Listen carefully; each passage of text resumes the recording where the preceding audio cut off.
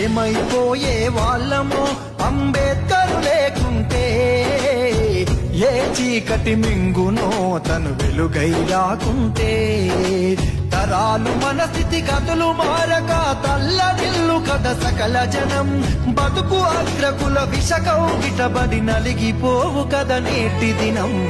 ఏమైపోయే వాళ్ళమో అంబేద్కర్ లేకుంటే, ఏ చీకటి మింగునో తను వెలుగై రాకుంటే.